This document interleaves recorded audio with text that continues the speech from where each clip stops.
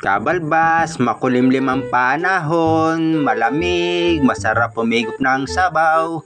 Pero nasan ka na, magpakita ka naman. At baka mamaya, alam ko magtatakbo ka na naman. Diba sabi ko sa'yo? Oh, ba't may tono na naman yung salita mo? Napapakanta ka na naman ano? Mamaya yan, sige ka, sasabihin na naman sa'yo. Bakit may tono yung salita mo?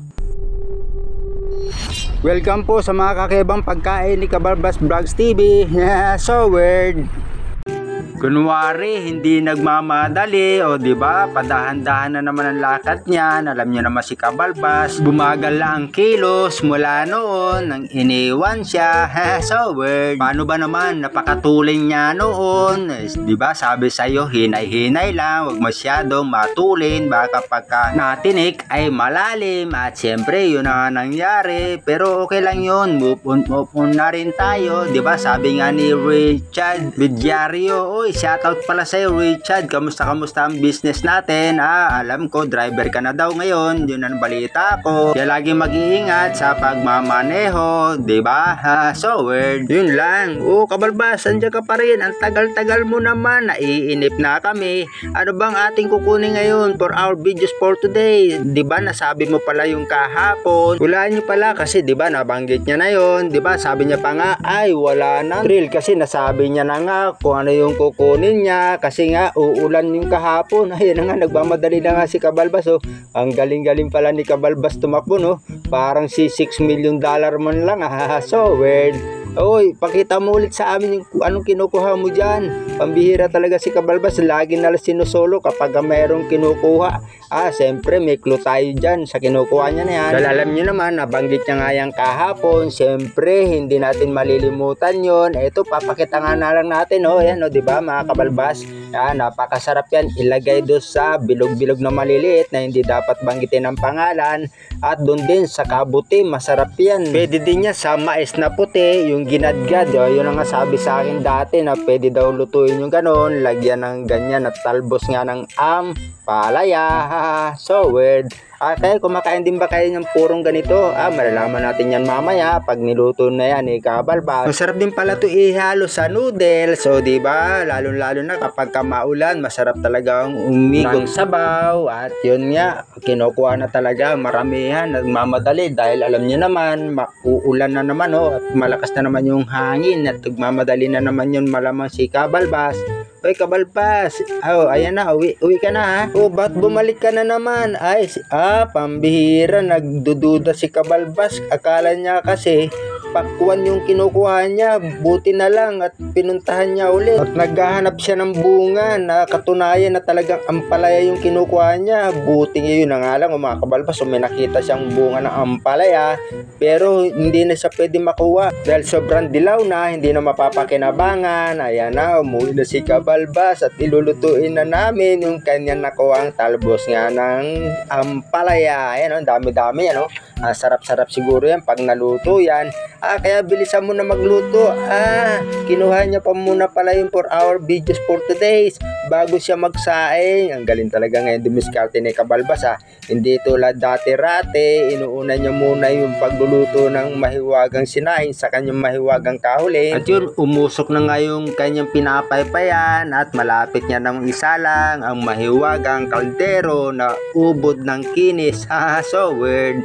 At yan nga, makikita na natin, nagbabaga na talaga yung pinakauling niya. Kabalbas, pwede mo nang isala yung kaldero mo. Ayan, meron nang bagayan At syempre, umaapoy na nga, Tama-tama na yan. Mamaya, maubos agad yung gatong mo. Ayun, buti na lang, sinalang agad ni Kabalbas.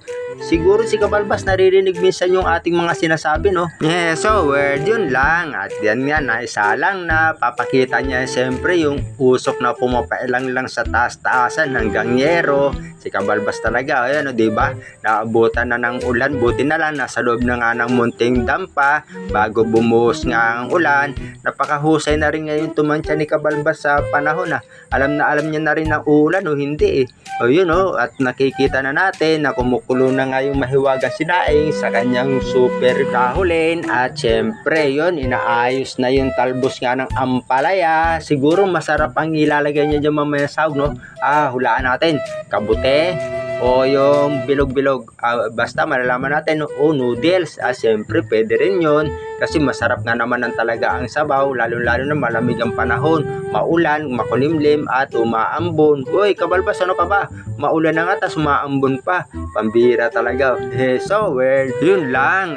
Pasensya na po tayo minsan kay kabalbas Alam niyo naman kapag nagmamadali yan o natataranta, kung ano-ano na lang nabibigkas niya ng bibig niya Katulad noon, lalong-lalo na kapag magpapatugtog na nga ng radyo ng malakas yung aming mga mahal na kapitbahay. Shoutout po sa inyo. Maulan po ngayon, hindi po makapagbilad ng palay, kaya hintay-hintay na lang na uminit talaga ang panahon. Pero yung iba, tuloy pa rin yung pag-harvest ng palay kasi nga harvester na po ang gamit ngayon, at siguro nilalagyan na lang po nila ng takip para hindi mabasa yung kanilang hinaharvest o inaani nga ng palay. At pagpapatagalin pa po pala ang pag-harvest o pag-ani ng palay ay anong nangyayari, lumulundo na o yung mahalik na sa lupa yung pinakabunga ng ng palay at tumutubo na. Siyempre kawawa po yung mga magsasaka natin pag gano'n na nangyari. Kaya tinatyaga pa rin nila na anihin kahit na medyo maulan-ulan, at saka na lang po nila ibibilad kapag maganda sikat ang araw o ang panahon. Kaya hindi po pala biro ang magiging magsasaka, no? Napakahirap din pala, maraming proseso na pagdadaanan bago ka makaani. Siyempre ang paghahanda pala ng lupa, pag-aararo, paghahan traktor, pagrurutor, at yun pa siyempre ang pagbabayad sa mga manananim o yung tinatawag namin dito sa aming lugar, mananalo o yung nagtatanim ng palay. Ayun po ang tawag po dito sa amin So weird. At yung pinakabinhi pa pala, hindi pala natin nabanggit, at siyempre yung paglalagay nga ng abono para gumanda at dumami ang bunga nga ng mga palay bago anihin. Yun lang. Kaya pala ang magsasaka hindi biro, maghapon na kayo ko, di naman makaupo. So weird. Yun lang. Kaya ang pag-aani, yan lang talagang inaabang-abangan para makabawi sa mga gastusin. O yun, napaparami na naman tayo ng kwento. O isala mo na pala kabalbas yung ating 4-hour videos for today para malaman na namin kung anong ilalahok mo, isasahog mo dyan sa ating talbos nga ng ampalaya. Malamang masarap yung lulutuin ni kabalbas. Ayun na, binuksan niya na po yung mahiwagang kaserola niya na kumukulo na yung tubig, at nilagyan niya na po ng asin at ng konting bechin. At yun nga, wag masyadong maraming bechin alam nyo naman na sinabi na ni kabalbas. Tama na yan, mamaya mapatulog ka na naman umaga. Yun, nilagyan na rin ng bawang at syempre tinakpan. Yung pagkakulunga, ayun, ilalagay na yung mahiwagang akala namin ilalagay mo noodles o pambihira talaga si kabalbas. Ibig mo sabihon, pansit canton, purong-purong ganyan, talbos lang ang nilagay mo dyan. Yun nga lang, baka naman hindi mo yan makain mamaya o mahigop yung sabaw. Sige ka, ikaw rin. Habang niluluto nga pala yan ni kabalbas, siyempre shoutout muna natin ang mga solid followers talaga natin na talagang araw-araw na nag-aabang sa atin. Sonia Valencia, Delin Lakay, Emerson Ocampo, Sir AJ Kyrie, siyempre solid dyan. Jay Hiromo, from Bulacan, kamusta nililigawan mo? The Island Boy, from Boracay, Ellen Salatan Esteban, siyempre kababata, kababaryo, so weird. Loreto Saneco, John Bon Servanda, taga San Jose pala siya. Ngayon, nasa Calapan Oriental, Mindoro. Siyempre, si Aureliano Owen from Dipolog yan, dagat-dagatang Apoy City. So weird. Nelly Agdan, Rosalie Palisa Conisi from Japan, baka naman. Robert Manresa, Oliver Cuevas, Adelina Malaban ng Santander. Siyempre, malakasan natin, Pet Castro. So weird. Jenaline Garcia, ingat po lagi sa pagtatrabaho. Amigo Rigel, kamusta amigo? Siyempre, ang malakasan talaga natin at so weird. Archie Bossing, Mustasa. At yung mga OFW din natin po dyan, ingat-ingat po kung saan po tayong panig ng mundo. So weird. New top fan and followers po, welcome po sa ating munting channel. Siyempre, baka pwede po maglambing sa inyo. Pakipalo at share na rin po natin ang ating munting video, at napakalaking tulong na rin po yung kay kabalbas para dumami pa po ang ating mga sumusubaybay sa ating munting mga video na talaga naman nakaka-relate sa ating pong ginagawang mga araw-araw na video, lalo-lalo na mga kinakain natin, mga inuulam na pangkaraniwan lang pero masustansya, o di ba mga kabalbas?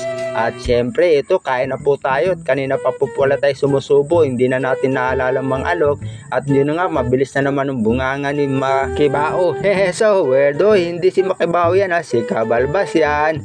At yun nga, napakasarap ng pagkakaluto at ng sabaw. At yun nga, syempre dahil mahilig tayo sa mga gulay-gulay at medyo mapait-pait na lasa, tulad nga ito ng ampalaya, syempre mapabunga, mapadahon o mapatalbos, napakasarap talaga ito. Hindi natin ito pwedeng ipagpalit, lalong-lalo na sa mga processed food talaga. At yun nga, syempre ito, makikita nyo, hindi na pala natin hinimayan yung pinakadahon niya kanina bago natin iluto, kasi mas masarap pala yung ganito, ayan o, na hinihimay-himay mo bago ilagay sa kanin. At syempre, ayan o, at isubo, napakasarap talaga mga kabalbas o. Sa mga GI nga pala na mahilig din po sa ganitong mga klase ng mga ulam o mga pagkain, shoutout po sa inyo. At syempre, ito po palagi si Kabalbas na lagi nagpapaalala, mahalin po natin ang ating kalusugan at mahalin po natin ang ating kalikasan. Salamat po.